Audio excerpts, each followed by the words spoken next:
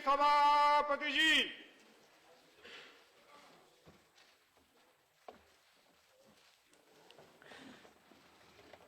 Motion of thanks on the President's address. Shri Ravi Shankar Prasad.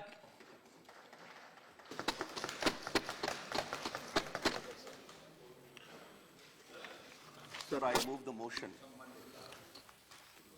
that the members of Rajya Sabha assembled in this session are deeply grateful to the President for the address which he has been pleased to deliver to both the Houses of Parliament assembled together on January 31st, 2017. Sir, ये मेरे लिए परम सौभाग्य की बात है कि माननीय राष्ट्रपति जी के दोनों सदनों के अभिभाषण पर विचार रखने का इस सदन में मुझे अवसर मिला है। सर, महामहिम राष्ट्रपति जी भारतीय संसद की परंपरा के मर्मज्ञ हैं और भारतीय राजनीति का उनको व्यापक अनुभव है। अपने उस लंबी यात्रा में उन्होंने भारत के विकास की यात्रा को भी देखा है और आज देश के संवैधानिक प्रमुख के रूप में उन्होंने जो बजट सत्र के उद्घाटन के अवसर पर अपने उद्गार प्रकट किए हैं वो देश के बदलाव का संकेत है। माननीय अध्यक्ष जी, माननीय राष्ट्रपति जी ने अपने अभिभाषण में दो महत्वपूर्ण घटनाओं का उल्लेख किया है। एक, महान सिख संत गुरु गोविंद सिंह के 350 वर्ष पूरे हुए हैं, जिसे प्रकाश उत्सव के रूप में अभी हम लोगों ने मनाया है, जिस कार्यक्रम में स्वयं प्रधानमंत्री जी पटना गए थे। और दूसरा, देश के महान संत रामानुजाचार्य के 1000 वर्ष पूरे हो रहे हैं और चंपारण सत्याग्रह, जहां गांधी जी ने सत्याग्रह के आंदोलन को पहली बार मूर्त रूप दिया था, उसके भी 100 वर्ष पूरे हो रहे हैं। मेरे लिए सौभाग्य की बात है कि गुरु गोविंद सिंह का बर्थ स्थल पटना है, जो मेरी जन्मभूमि है, मेरी कर्मभूमि है बिहार, और चंपारण भी बिहार में है, तो मेरे लिए एक भावनात्मक लगाव का विषय है। और हम सबों के विचारक, प्रखर नेता दीनदयाल उपाध्याय जी के जीवन के 100 वर्ष पूरे हो रहे हैं, जिन्होंने अंत्योदय की कल्पना दी थी, जिसके आधार पर हम लोग गरीबों के कल्याण के लिए सरकार काम कर रही है। माननीय अध्यक्ष जी, राष्ट्रपति जी ने अपने भाषण में एक और बहुत बात की है, जनशक्ति। जनशक्ति से विकास की यात्रा, the road to development through people's involvement. जनशक्ति, राष्ट्र शक्ति, people's power, nation's power. If that involvement comes about, the development becomes extraordinary and dedicated.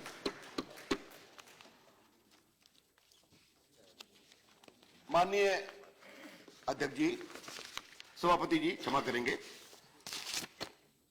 प्रधानमंत्री नरेंद्र मोदी जी की अगुवाई में यह सरकार बदलाव की सरकार है और इस बदलाव में हमारे दो सिद्धांत हैं उनकी अगुवाई में, सबका साथ, सबका विकास, एक भारत श्रेष्ठ भारत। और इस बड़ी परिकल्पना में जब सबको लेकर चलना है तो जनता का पूरा इस प्रकार से किस्सा सहभाग बने। मैं आपको इसके कुछ उदाहरण रखना चाहूंगा, यह देश कैसे बदलता है।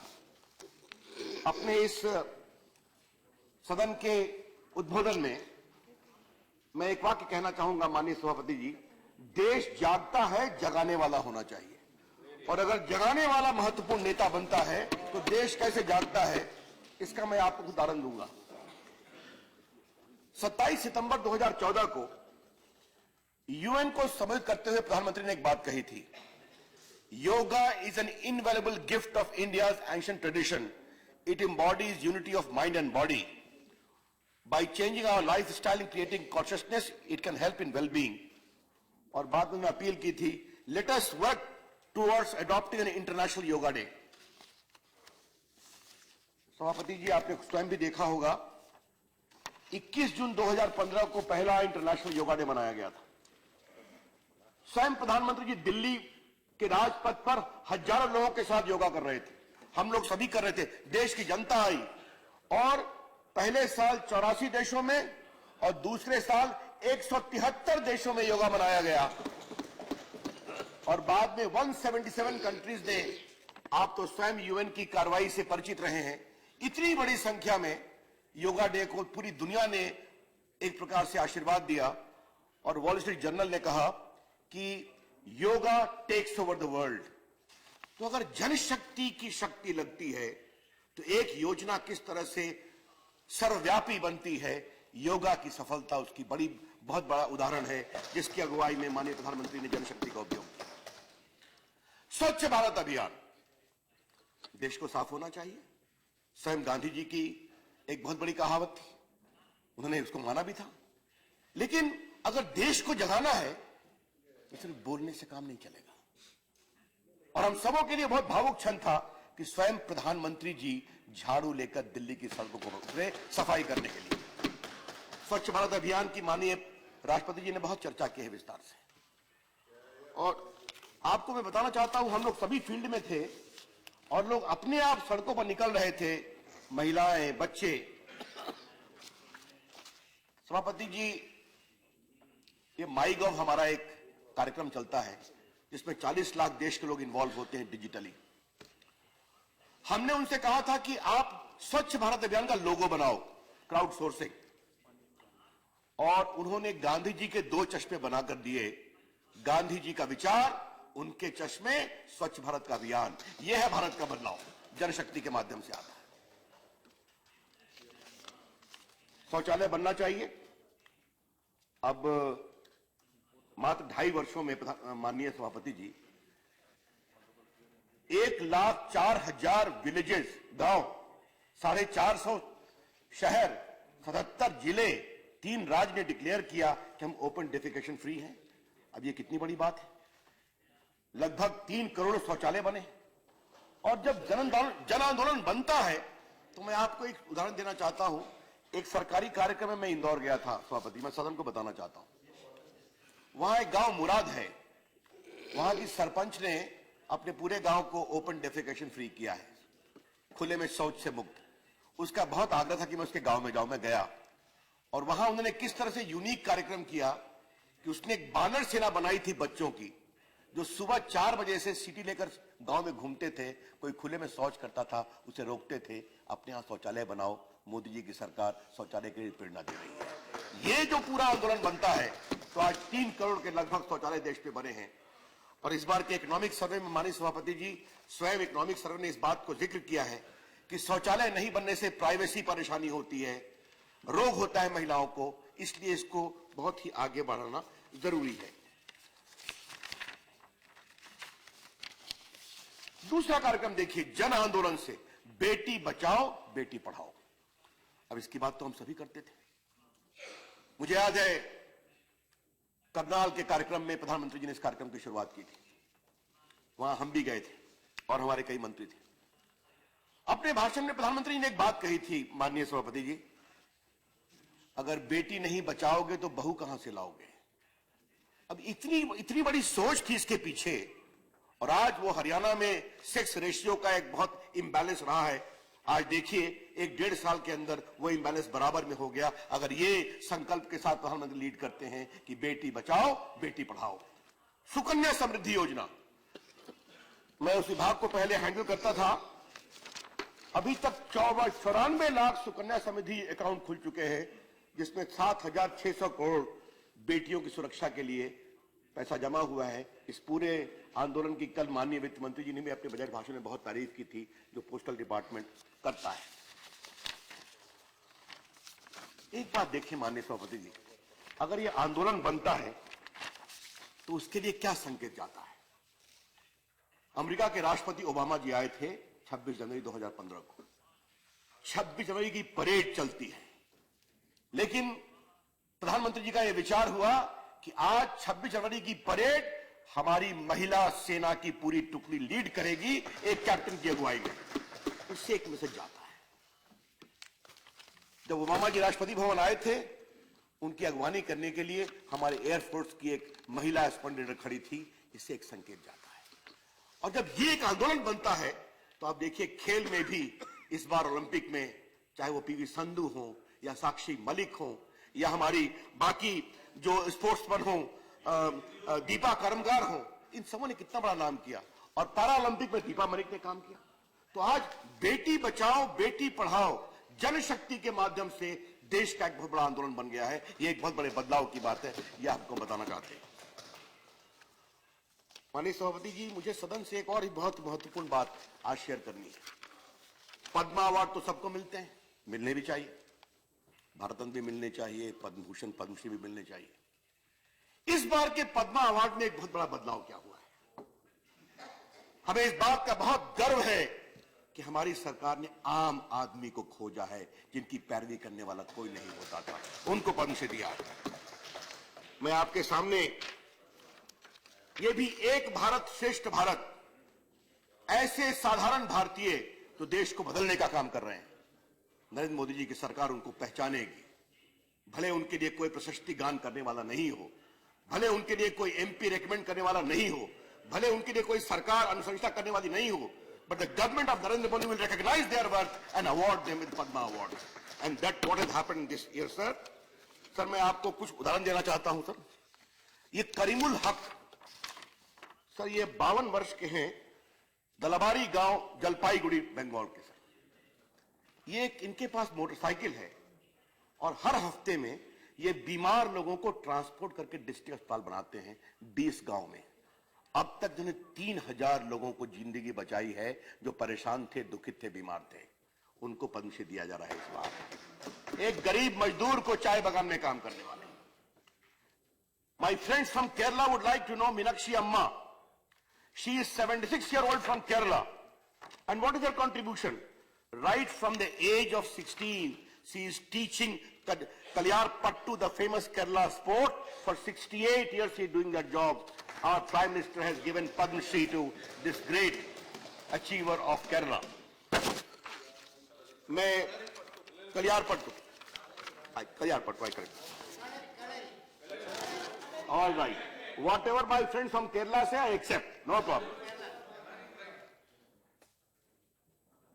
Daryapalli Ramaiah, my friend from Telangana. Yes, I'm doing that. He is 68 years from Telangana. He has dedicated his life for making India green, planted 1 crore tree. He has been given Padma Shri by this government this year. Dr. Bhakti Yadav, सभापति जी, इंदौर की 91 साल की gynaecologist, पिछले 68 साल से गरीबों को मुफ्त सेवा दे रही है, कुछ नहीं मांगा। प्रधानमंत्री जी ने खोजा, इनको पद्मश्री दिया जाएगा, इस बार दिया गया है। ऐसे कई उदाहरण हैं। एक Bipin Galatra from Calcutta, my friends from Bengal would love to know. 67 साल से 59 साल के हैं, उनके भाई की फायर इंसिडेंट में मौत हो गई। उनके जीवन का एकमात्र लक्ष्य है कि हम अपने जो आग में फंसते हैं उनको बचाएं, उनको पद्मश्री दिया गया है। Sir, I would like to share with this house, it is a metamorphosis of India happening now. The common people are being recognized. The contribution, quality, accomplishment of common people is being celebrated, and it is not being talked about. They are being given the highest honor. This is the government, Ek Bharat, Shreshth Bharat, सबका साथ, सबका विकास। Sir, आज Padma award की बात चलती है तो एक बात कहने की इच्छा होती है सर। मैंने एक बार हल्के से इसका संकेत दिया था, आज थोड़ा विस्तार से बोलने की इच्छा है। हमारा देश 70 साल का परिपक्व हो गया आजादी के। इस देश को बनाने में बहुत लोगों ने काम किया। उनकी विचारधारा कुछ भी हो सकती है, उनकी सोच कुछ भी हो सकती है, लेकिन हमारा काम है उनको ईमानदारी से उनके त्याग, बलिदान और उपलब्धियों को जाने और उसे आदर दें। डॉक्टर अंबेडकर बहुत बड़े नेता थे, देश को बदलने में काम किया सभापति। वो 1959 में मरे, उनको भारत रत्न 1990 में मिला। और 90 में किसकी सरकार थी? शरद जी बैठे हुए हैं, वीपी सिंह की सरकार थी, जिसके बाएं आप खड़े थे, दाएं हम भी खड़े थे। और सीताराम जी कहां हैं? वो भी पीछे में खड़े थे। तब उनको स्वीकार किया गया भारत रत्न के लिए। भारत के महान नेता सरदार पटेल जोड़ने वाले 1950 में मरे थे, उनको भारत रत्न 1991 में मिला, 41 साल बाद। बीच में बहुत लोगों को मिला, नेहरू जी को मिला, राजेंद्र बाबू को मिला, राधा कृष्णन को मिला, जाकिर हुसैन को मिला, बीवी गिरी को मिला, अच्छी बात है, राजीव गांधी को मिला, इंदिरा गांधी को मिला। वो कौन सी ताकतें थीं जो सरदार पटेल को भारत रत्न मिलने से रोक रही थी? मौलाना आजाद 1959 में मरे। मैं जितना उनको पढ़ता हूं सभापति जी, वो सही में देश के बहुत बड़े जननायक थे। उनको मिलता है भारत रत्न 1992 में। 91 से भारत के प्रधानमंत्री कौन थे मुझे बताने की जरूरत नहीं है। ये पीड़ा होती है। वो कौन सी ताकतें थी, वो कौन सी सोच थी जो रोकने का काम कर रही थी? कभी न कभी इसका विचार करना पड़ेगा। लोकनायक जयप्रकाश नारायण मरे 1979 में। अटल बिहारी वाजपेयी की सरकार ने उनको भारत रत्न दिया 1998 में। और शायद हमारे कांग्रेस के मित्र माफ करेंगे, अगर 91 में भी परिवार के लोग होते तो सरदार पटेल और मौलाना आजाद को भारत रत्न नरेंद्र मोदी और वाजपेयी जी की सरकार को देना पड़ता। यह भी हम बड़े विश्वास से कहना चाहते हैं। हमें हृदय बड़ा करना चाहिए। We need to become more generous in recognizing the worth, contribution, accomplishment of the leaders who have made India what it is today. Sir, हम एक बात और कहना चाहेंगे।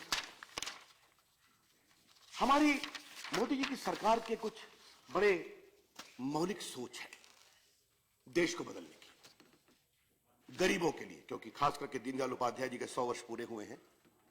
हम इसे गरीब कल्याण वर्ष के रूप में मना रहे हैं। लेकिन हम एक बात कहना चाहेंगे, जब 2014 में हमारी सरकार आई थी तो इसी संसद के सेंट्रल हॉल में बोलते हुए प्रधानमंत्री जी ने एक बहुत बड़ा भाषण दिया था। उस समय वो नेता बने थे बीजेपी के, पार्लियामेंट्री पार्टी के और एनडीए के। हमारी सरकार गरीबों के लिए जिएगी, गरीबों के लिए काम करेगी। और एक भारत श्रेष्ठ भारत, सबका साथ सबका विकास रखते हुए भी हमारे सिद्धांत के एक और मौलिक उप सिद्धांत है। और वो क्या है सभापति जी? Banking the unbanked, number 1. Funding the unfunded, number 2. Securing the unsecured, number 3. Pensioning the unpensioned, number 4. ये हमारे 4 सिद्धांत हैं। ऐसे लोग जो बैंक में नहीं आए, उनको बैंक में लाओ, गरीबी से ऊपर उठाना है। ऐसे लोग जिनको आज तक बैंक से लोन नहीं मिलता था, फंडिंग नहीं होती थी, उनको फंड में लाओ। ऐसे लोग जिनको सुरक्षा नहीं मिलती, उनको सुरक्षा में लाओ। सभापति जी, सदन को मुझे बताते हुए हर्ष हो रहा है, क्योंकि उस काम में हम लोग भी लगे थे। उसी बैंक के कर्मचारियों से आह्वान किया प्रधानमंत्री ने कि देश के लिए जागो आप, और हम लोगों ने 1 साल के अंदर 27 करोड़ गरीबों के जनधन अकाउंट खोल दिए जो आजकल बैंक से बाहर थे। और उनसे कोई अपेक्षा नहीं थी कि आप कोई पैसा जमा करो, लेकिन उन गरीबों ने 10 रुपया, 20 रुपया, 50 रुपया करके लगभग मोर देन 45,000 करोड़ रुपए जमा किए अपने जनधन अकाउंट में। सर, आज मैं आपको एक बात, जो मैंने कहा सिक्योरिंग द अनसिक्योर्ड, अब बताएं, आप सिर्फ 1 रुपया प्रति महीना, सिर्फ 1 रुपया प्रति महीना कर इंश्योरेंस पर 2 लाख रुपया इंश्योरेंस कवर और 330 रुपया पर साल, यानी वो भी 1 रुपया से कम ही हुआ प्रतिदिन, आपका 2 लाख रुपए का लाइफ इंश्योरेंस। और अभी तक 13 करोड़ लोगों को हमने ये इंश्योरेंस कवर दिया है। जो गरीब आदमी है, आम आदमी है, वो काम चल रहा है। और सबसे बड़ा काम तो फंडिंग अनफंडेड में हुआ है। ये मुद्रा योजना की बात आपने सुनी है सभापति जी। अभी तक हमने 2 लाख करोड़ रुपए दिए हैं 5.6 करोड़ मुद्रा लोन योजना में, जो पान वाले, चाय वाले, ठेले वाले, रेड़ी वाले, जो छोटा छोटा काम करते हैं, जो लोगों को। और इसमें आपको जानकर बहुत खुशी होगी कि इस मुद्रा योजना में लगभग 2/3 शेड्यूल कास्ट भी है, शेड्यूल ट्राइब भी है। और इसीलिए इस बार के बजट में इसको डबल कर दिया है 2,44,000 करोड़ मुद्रा योजना में। एक लाइन तो बजट बोल सकते हैं ना, देयर इज नो रेजिडिकेटा और प्रोहिबिशन। सर, पेंशनिंग अनपेंशन की बात, ये सारी बातें राष्ट्रपति जी ने की है अपने उसमें उन्होंने अब तक हम लोगों ने भी बड़ी संख्या में लोगों को देने का काम किया है। सर, मैं किसानों की बात करूंगा उसके बाद दिव्यांगों की बात करूंगा। और मुझे अपनी सरकार में जिसकी चर्चा विस्तार से राष्ट्रपति जी ने की है, दिव्यांगों के लिए जो काम हुआ है, एक तो सबसे बड़ा उनका नाम हमने बदला। पहले क्या नाम था उनका? विकलांग से दिव्यांग।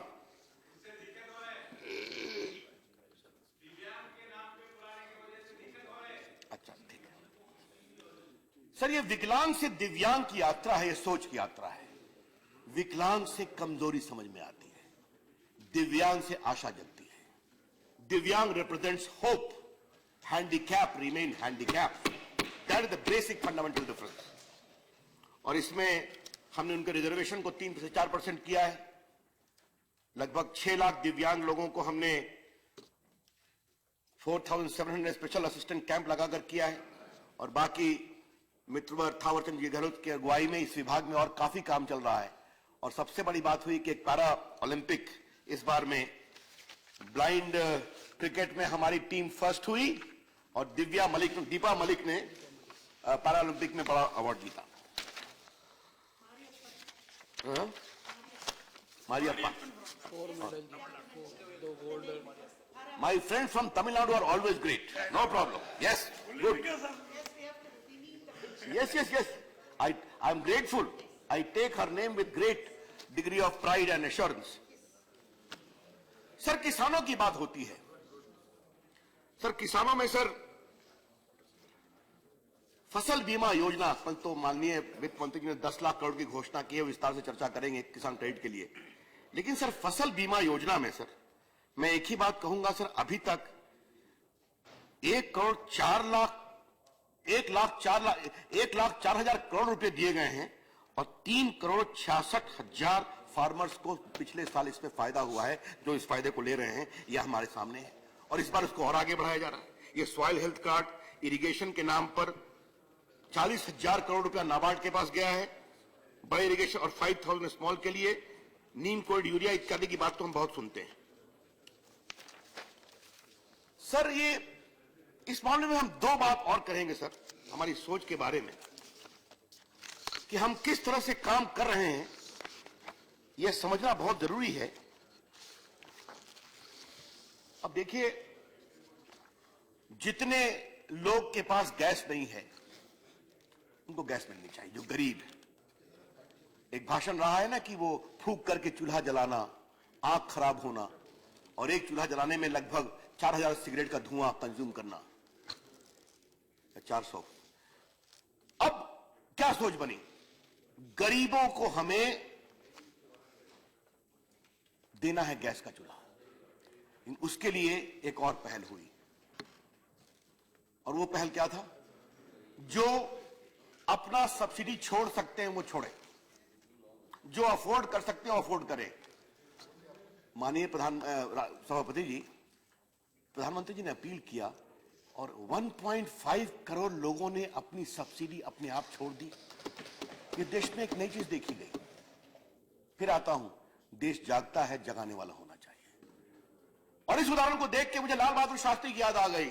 हम तो बहुत छोटे बच्चे थे जब 65 का युद्ध हुआ था, जब अमेरिका के PL 480 के गेहूं के आने पर पाकिस्तान से लड़ाई के कारण अमेरिका में ताकतें रोक रही थी, तो लाल बहादुर शास्त्री ने देश से अपील किया था कि हिंदुस्तान के लोगों, सोमवार के दिन रात्रि का भोजन छोड़ दो। और देश ने सोमवार को रात का भोजन छोड़ा था ताकि देश के लिए अनाज की व्यवस्था हो। उसके बाद से ये पहली घटना हुई। आज हम लगभग 5 करोड़ लोगों को हमें ये गैस का चूल्हा फ्री देना है, लगभग 1.5 करोड़ लोगों को दिया गया है और इसको और भी आगे बढ़ाना है। ये जो पूरे दीनदयाल ज्योति योजना माननीय सभापति जी क्षमा करें, इसमें हम लोगों ने, प्रधानमंत्री का निर्देश क्या हुआ, 18,000 गांव भारत की आजादी के 68 साल बाद बिना बिजली के हैं। ये नहीं होना चाहिए। और आज 11,000 से अधिक गांव बिजली युक्त हो चुके हैं और इस साल के अंत तक पूरे 18,000 गांव में बिजली पहुंच जाएगी। ये एक बदलाव का लक्ष्य है। जनता के सहयोग से ये हो पाता है।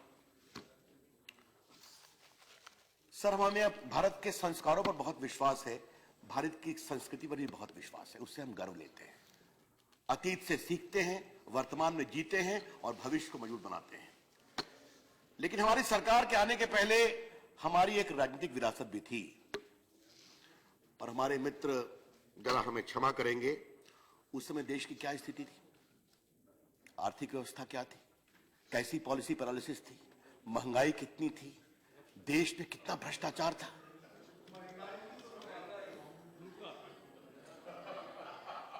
आपसे मैं आप तो भारत के संस्कृति को बहुत जानते हैं।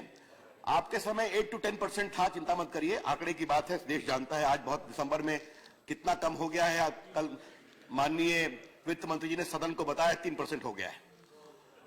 आप तो भारत की संस्कृति को बहुत जानते हैं। पंच तत्वों से पृथ्वी बनती है, आकाश भी है, वायु भी है, जल भी है, अग्नि भी है, जमीन भी है। तो ये तो बात हमने सुनी थी, अच्छा है। लेकिन पृथ्वी के हर तत्व में कहीं ना कहीं भ्रष्टाचार देखा गया। अंतरिक्ष में भी देखा गया अंतरिक्ष देवास,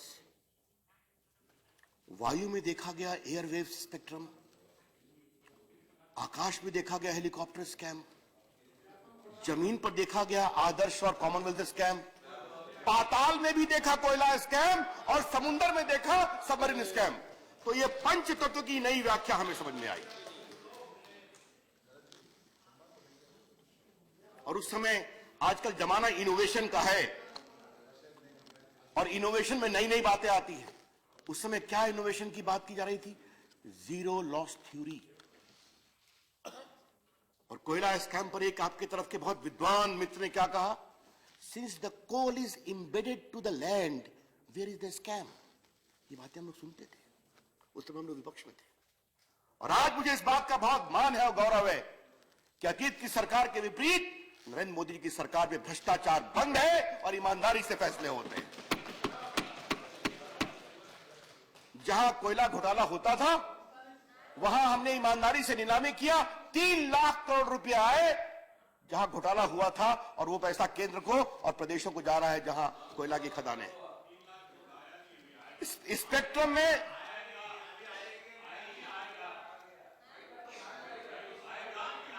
अच्छा ठीक, अब मुझे बोलने दीजिए, बोलिए। स्पेक्ट्रम में पहली बार स्पेक्ट्रम हुआ ऑक्शन जहां घोटाले हुआ करते थे। 1,10,000 करोड़ रुपए हाईएस्ट एवर भारत सरकार को राशियां आई। और इस बार भी बहुत बड़ी संख्या में स्पेक्ट्रम बेचा गया। Spectrum sharing, spectrum trading, harmonisation, सारे काम पूरे किए गए। तो ये बदलाव हुआ है। लेकिन जहां पॉलिसी पैरालिसिस थी, वहां भारत का चेहरा क्या बदला है, भारत का व्यक्तित्व क्या बदला है, इसके बारे में हम जरूर कुछ कहना चाहेंगे सदन को। कि जिस तरह से बदलाव हो रहा है, कि चाहे दुनिया की कोई भी एजेंसी हो, वो किस तरह से सार्थक चर्चा करके, क्या वर्ल्ड बैंक की रिपोर्ट हो या रिपोर्ट हो किसी और संस्था की या IMF की, सब जगह एक ही बात कही जा रही है, India is the most promising economy. नोटबंदी पर मैं अलग से चर्चा करूंगा। अब चलिए अपना अतीत, आपका वक्त आएगा ना, तो अब तो आप वहां चले गए हैं, तो थोड़ा वेट करिए, बहुत लंबा है। आज अब मैं बार बार उन सारे को साइड करके यहां बताना नहीं चाहता हूं कि क्या क्या बदलाव हुआ है, लेकिन ये जग जाहिर है कि किस तरह से बदलाव हुआ है। अब आप देखें, FDI की बात आई थी। FDI today India is host to the highest number of FDI। ये बताने की जरूरत है सर? जरा उन लोग को शांत रहने को बोलेंगे, उनको आराम से बोले।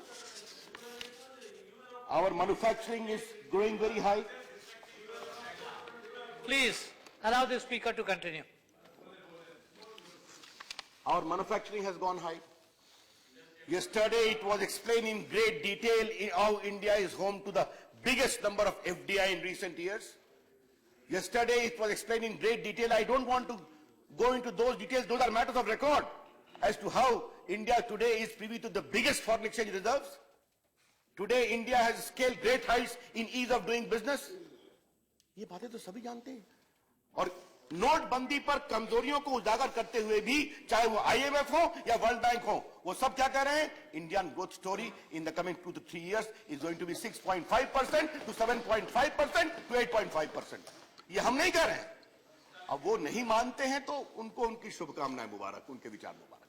लेकिन दुनिया, और सर एक बात मैं आज कहना चाहूंगा, इधर कुछ दिनों पहले हमें विदेश जाने का मौका मिला प्रधानमंत्री जी के निर्देश पर कुछ सरकारी मामलों में, और 4 देशों में 3 देशों के एम्बेसडर ने मुझे एक बात कही, यूरोप के देश थे। और आप जानते हैं कि एम्बेसडर आप 30 साल सर्विस करने के बाद लगभग बनते हैं। कहा हम लोग भारत के प्रतिनिधि इतने वर्षों से हैं, लेकिन भारत के एम्बेसडर के रूप में दुनिया में हमको इतनी इज्जत आज तक नहीं मिली तो नरेंद्र मोदी की अगुवाई में मिल रही है। ये भारत के प्रतिनिधि बोल रहे हैं। तो अगर आप अब नहीं समझने को तैयार हैं तो आपके ऊपर है।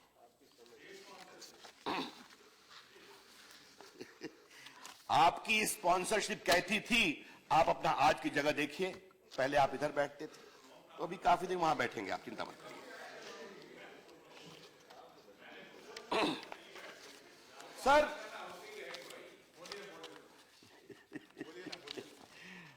सर मैं नोटबंदी पर अब कुछ बोलना चाहता हूं।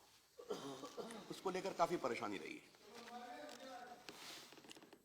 सर एक बात समझे, भारत को ईमानदार रास्ते पर बनाने की कोशिश प्रधानमंत्री जी के उस दिन से है जिस दिन से पहली कैबिनेट बैठी थी, और यह बात उन्होंने अपने पूरे चुनाव अभियान में भी कहा था। पहली कैबिनेट में क्या फैसला हुआ? ब्लैक मनी के लिए एसआईटी बनाई जाएगी, जो सुप्रीम कोर्ट के आदेश के बावजूद 2 साल से आप नहीं बना रहे थे। वो हमने फैसला पहली कैबिनेट में किया था।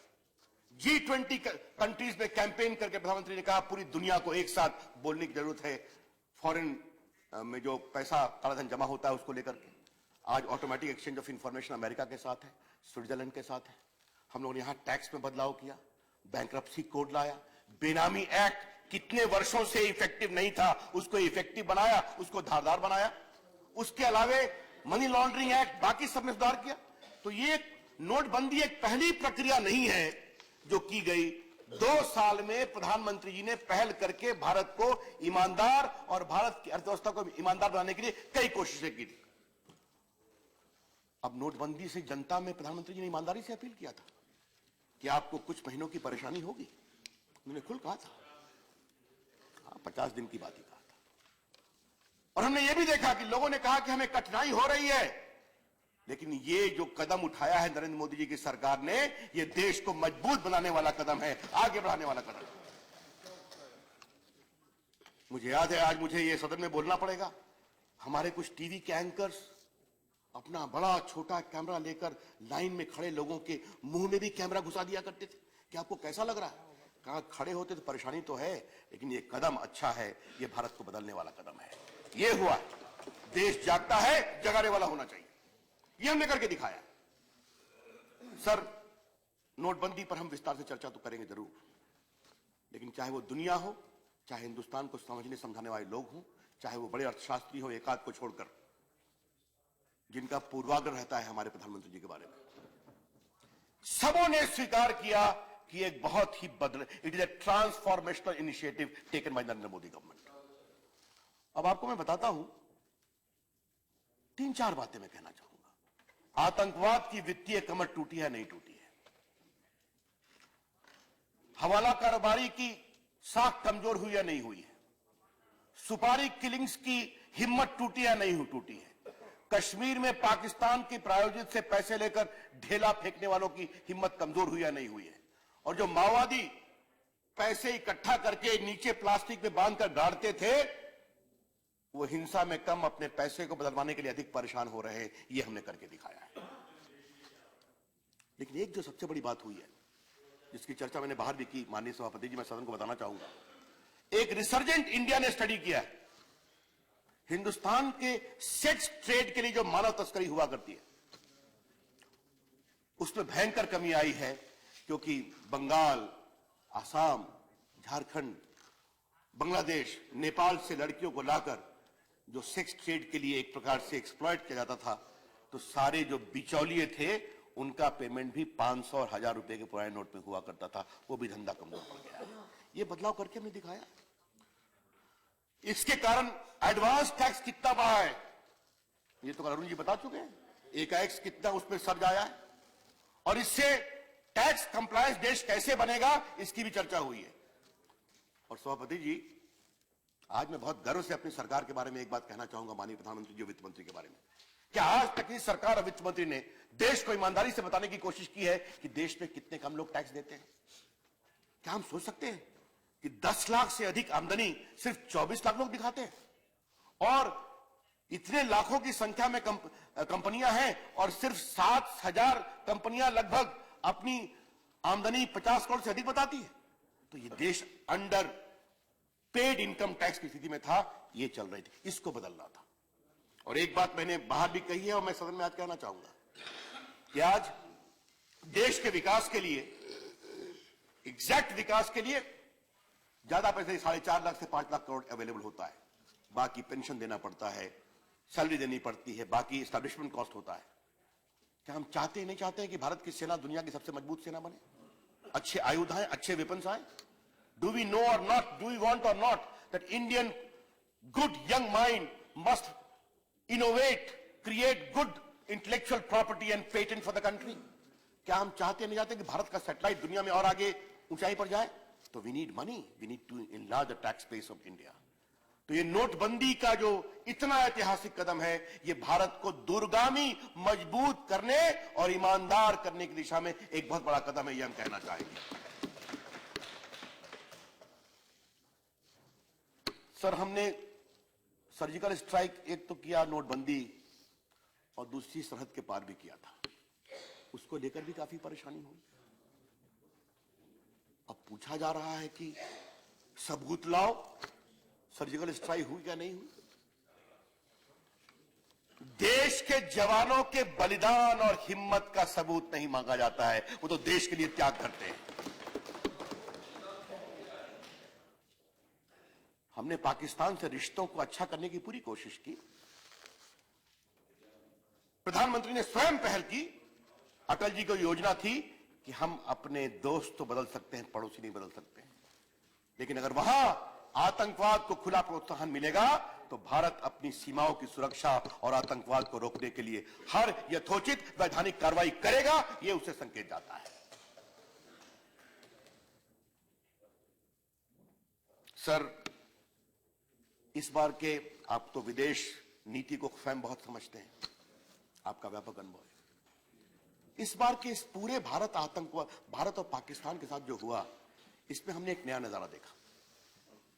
पहले भारत के साथ पारंपरिक रूप से रूस खड़ा रहता था और बाकी दुनिया या तो चुप या इंडिफरेंट या पाकिस्तान की ओर झुकी हुई दिखाई पड़ती थी। इस बार ऐसा हुआ कि क्या अमेरिका, क्या यूरोप, क्या ऑस्ट्रेलिया, हमारे जो गल्फ कंट्री, क्या भारत के पड़ोसी, क्या सऊदी अरेबिया, क्या इराक, क्या ईरान, क्या कतर, क्या दुबई, क्या मस्कट, सब भारत के साथ खड़े नजर आए। ये देश के सुरक्षा के दृष्टिकोण में बहुत बड़ी बात हुई है। हमारे प्रधानमंत्री विदेश जाया करते थे, अभी भी हैं, दुनिया के एक लोकप्रिय नेता हैं। उधर से कभी कभी एक सवाल उठता था कि आजकल प्रधानमंत्री जी भारत की यात्रा पर हैं, ऐसा हम सुनते थे। हम ऐसे अपने मित्रों को बहुत विनम्रता से बताना चाहेंगे, भारत के प्रधानमंत्री विदेश छुट्टियां नहीं मनाया करते जाया करते थे, वो भारत की सुरक्षा की दीवारों को मजबूत करने जाया करते थे और पाकिस्तान की दीवारों को कमजोर करने जाया करते थे। और वो जहां भी जाते थे हम जानते थे कि भारत के प्रधानमंत्री कहां गए हैं, ये भी मालूम था। आज इस देश को बदलाव में भारत की विदेश नीति, आप समझ रहे हैं मैं क्या कह रहा हूं, बस, और आप समझ गए मैं क्या कह रहा हूं, बस।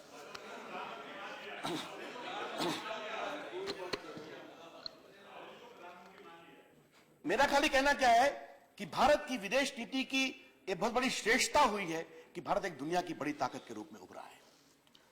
सर, मैं कुछ मोटी बातें और कह के अपनी बात समाप्त करूंगा। सर, एक बात मैं कहूंगा, और मैं बहुत कुछ भावुकता से कहना चाहता हूं कि देश में जो सेना के जवान कुर्बान होते हैं, जब आप उस कुर्बानी का सबूत मांगते हैं ना, तो कभी कभी उनके परिवार से सीखना चाहिए।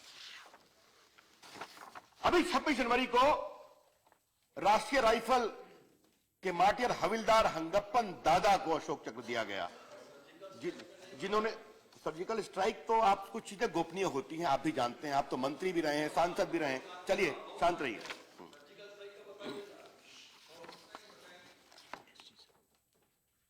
सर, ये आतंकवादियों से लड़ते हुए अकेले ने 4 को मारा और इनको देश का सर्वश्रेष्ठ पीस टाइम अवार्ड दिया गया, अशोक चक्र। सर, मैं टीवी देख रहा था, इनकी पत्नी अरुणाचल प्रदेश से आते हैं और इनका बेटा था। इनका छोटा बेटा से पूछा गया कि बेटा तुम क्या बनोगे? कहा मैं अपने पिताजी की तरह सेना में जाऊंगा, सेना का अफसर बनूंगा और आतंकवादियों से लड़ूंगा।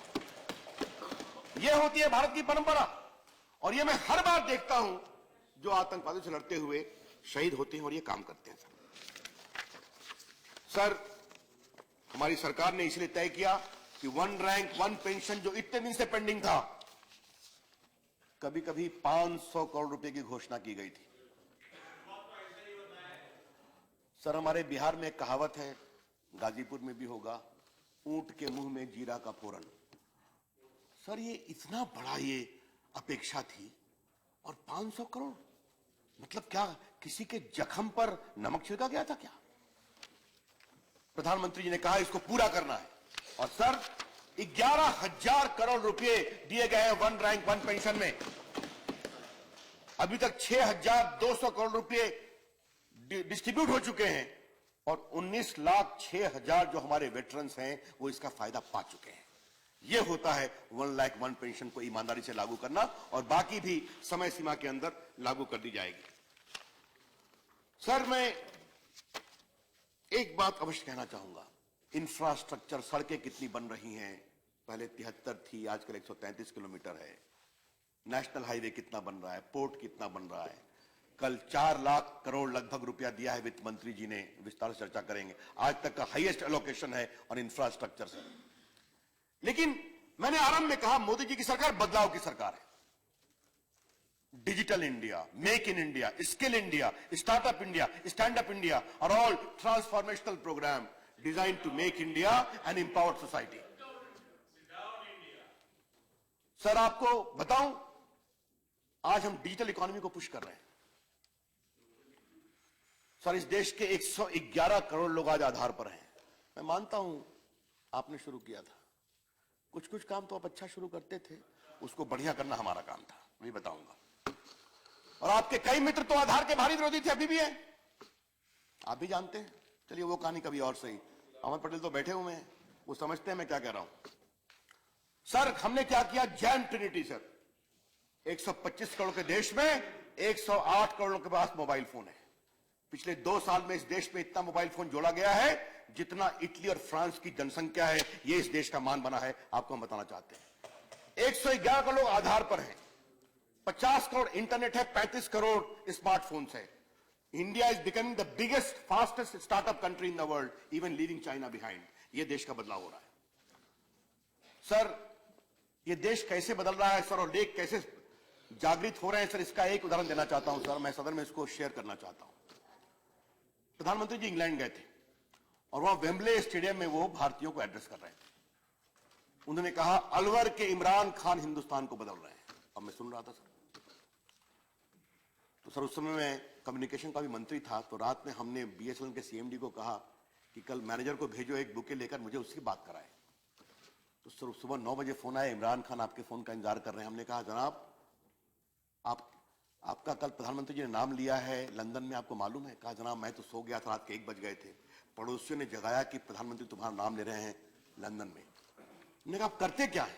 कहा, सर मैं संस्कृत महाविद्यालय में गणित का शिक्षक हुई। उन्होंने कहा, और क्या करते हैं? कहा, सर मैं एप्स बनाता हूं। कहा, किसके लिए? कहा, बच्चों के लिए, फिजिक्स, केमिस्ट्री, कैलकुलस। कहा, कितने बच्चे यूज करते हैं? कहा, 40 लाख बच्चे हमारे एप्स का यूज करते हैं। आप समझ रहे हैं माननीय सभापति जी कि एक छोटे शहर अलवर में एक इमरान खान अपनी विधा से यह करने की कोशिश कर रहा है। My friend from Telangana, I would like to tell you one example more. Satamma Devi sir, वो एक बीड़ी मजदूर है सर, वो डिजिटल लिटरेट हो गई। सर हमने ट्वीट करके उसको बधाई दे दिया। वो सेलिब्रिटी हो गई, टीवी वाले इंटरव्यू करने गए। बाद में मैंने उससे फोन से बात किया, शी डिडंट नो इंग्लिश और हिंदी, तो तेलुगु में ट्रांसलेटर से बात। हमने कहा क्या करती हैं आप? कहा बीड़ी मजदूर हूं। कहा कैसे डिजिटल लिटरेट हो गई? कहा मेरा एक बेटा है जो दुबई में प्लम्बर है और मैं उसको मिस करती थी और अपने पोते को मिस करती थी। तो मुझे दोस्तों ने कहा अगर पोते से बात करना है, चेहरा देखना है तो स्काइप करना सीखो, और स्काइप करने के लिए मैं कंप्यूटर लिटरेट हो गई। ये हिंदुस्तान बदल रहा है, जो बदलाव की कोशिश कर रहा है। डिजिटल इंडिया ऐसे हर हिंदुस्तानी को एक आवाज दे रहा है, आगे बढ़ा रहा है। यह है डिजिटल इंडिया। और हमने बताया आपको कि आज जनधन को हमने आधार से जोड़ा, मोबाइल से जोड़ा, और सीधा सब्सिडी गैस की, राशन की, कुकिंग गैस की सीधा डालना शुरू कर दिया। कुछ ही योजनाओं में 35 करोड़ लोगों को फायदा हुआ है, और हमने माननीय सभापति जी 36,000 करोड़ रुपए बचाए हैं जो बिचौलिए खा जाया करते थे। हमारी सरकार का यह मानना है digital governance is good governance, digital delivery is faster delivery, digital ecosystem is honest ecosystem. यह पूरी सोच है। इसीलिए मुझे इस बात का बहुत अभिनंदन करना है माननीय वित्त मंत्री जी को कि कल के बजट में उन्हें डिजिटल पेमेंट को बहुत आगे बढ़ाया है। और हमारी सरकार की सोच क्या है? जो हमने भीम ऐप बनाया, जो अब तक 1.25 करोड़ लोग उसको डाउनलोड कर चुके हैं, बहुत लोकप्रिय हो रहा है। माननीय सभापति जी, आपको मुझे बताना है कि आप देखें कि जिस तरह से आम आदमी इस पूरी प्रक्रिया में जुड़ा है, वो समझता है डिजिटल इंडिया के माध्यम से हमें देश को बदलने का मौका मिलेगा। हमारे 2 लाख कॉमन सर्विस सेंटर्स हैं, दलित महिलाएं चलाती हैं, साधारण महिलाएं चलाती हैं। इसमें 1,25,000 ग्राम पंचायतों में है। वो पासपोर्ट बनाते हैं, आधार कार्ड बनाते हैं, डिजिटल डिलीवरी ऑफ सर्विस दे देते हैं और बाकी काम कर रहे हैं। ये जो पूरा बदलाव का एक महान काम हो रहा है, तो इसके माध्यम से हम वो काम, स्किल इंडिया कौशल विकास योजना, आज 12,000 करोड़ रुपए दिए गए हैं पूरे देश के नौजवानों को स्किल्ड करने के लिए, जो विस्तार से कार्यक्रम चल रहा है, और इसको और आगे बढ़ाने की योजना है। तो ये पूरे भारत को एक मजबूत बनाने का कार्यक्रम है। ये आपसे हम कहना चाहेंगे। ट्रांसफॉर्मेशनल प्रोग्राम में एक और देश के बड़े कार्यक्रम की बात मैं कहना चाहूंगा। माननीय अध्यक्ष जी, राष्ट्रपति जी ने उसकी विस्तार से चर्चा की है कि जिस तरह गंगा ऊर्जा की तरह हम जगदीशपुर से धर्मा तक ले जा रहे हैं। No posters, please sit down. Please sit down. Honorable member, please sit down. Please sit down. तो जिस तरह Take से away the poster, please sit down. Please sit down. जिस तरह से हम गोरखपुर से लेकर बरौनी से लेकर के सिंदरी के पूरे फर्टिलाइजर कारखाने को आगे बढ़ाएंगे, और लगभग 20,000 से अधिक गांव और शहरों में पूरे पाइपलाइन से गैस की व्यवस्था करेंगे। ये एक नए ऊर्जा का स्रोत बना है। ये सरकार बदलाव की सरकार है, ये सरकार ट्रांसफॉर्मेशन की है। माननीय सभापति जी, बोलने को तो बहुत कुछ है, लेकिन मैं एक बात कहूंगा। Please sit down. Please sit down, honorable member. Please, you are not allowed to display posters here. जब बदलाव की सरकार बनती है, वही देश जो निराशा के माहौल में था, वही देश जो भ्रष्टाचार से पीड़ित Stop था, interruption. वही देश जो निराशा, एक प्रकार से इस देश में कुछ नहीं हो सकता है, ये भाव था। चाहे वो हिंदुस्तान के एनआरआई हो, हमें बहुत गर्व है, विदेश हम जाया करते थे। They used to feel so hopeless. What has happened to our country? आज वही भारत उत्साह में है, आज वही भारत आशा में है, आज वही भारत विश्वास में है, आज वही भारत एक नए भारत के भविष्य के संकल्प को लेकर ऊर्जावान है। मोदी जी की सरकार बनाना चाहती है एक ईमानदार भारत, एक ऊर्जावान भारत, एक श्रेष्ठ भारत और दुनिया की एक बड़ी ताकत भारत वर्ष पनपे। यह हमारा संकल्प है, और माननीय राष्ट्रपति जी ने अपने भाषण में उस पूरे दृष्टिकोण को विस्तार से रखा है। इसके लिए मैं उनके प्रति अपनी कृतज्ञता रखते हुए इस प्रस्ताव को मूव करता हूं। बहुत बहुत धन्यवाद, मैं कृतज्ञ हूं। Thank you.